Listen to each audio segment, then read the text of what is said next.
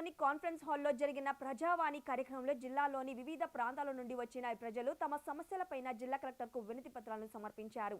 ఈ సందర్భంగా కలెక్టర్ మాట్లాడుతూ గ్రీవెన్స్ దరఖాస్తులను పరిష్కరించడంలో వివిధ శాఖల అధికారులు బాధ్యతాయుతంగా పనిచేయాలన్నారు.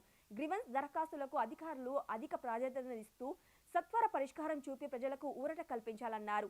ప్రతి వారం వచ్చే వినతులను ఎప్పటికప్పుడు ఆయా దరఖాస్తులను ప్రాధాన్యత క్రమంలో పరిశీలించి ప్రజల సమస్యలను పరిష్కరించాలన్నారు.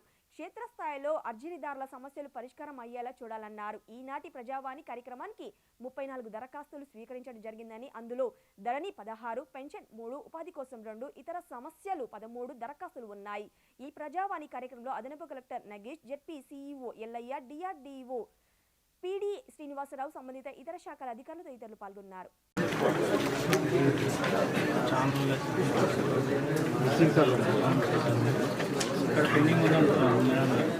ఎప్పుడు 2022 ఉంటుంది కదా.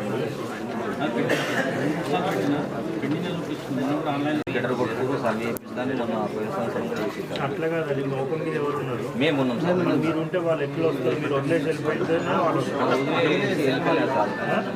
వెళ్ళిపోలేము. ఉన్నాం అక్కడనే ఉన్నాం, కానీ కాకపోతే ఇప్పుడు అక్కడ ఏమైందంటే మాకు నీళ్ళు పడలేవు కాబట్టి మేము అక్కల పిక్కలు అవన్నీ వేసుకున్నాం కదా సార్. అయితే ఇప్పుడు మేము ఇంకటి బోట్ వేసుకున్నాం లేవలేకపోతే లేదు మీరు లేవ చేయండి అని దాన్ని అడ్డం చేస్తున్నాం సార్. పంట వేసుకొని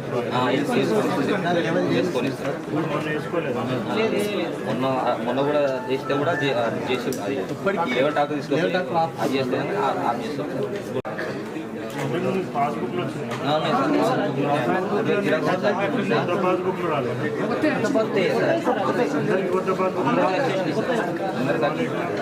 అదే సార్, దాని గురించి ఏమన్నంటే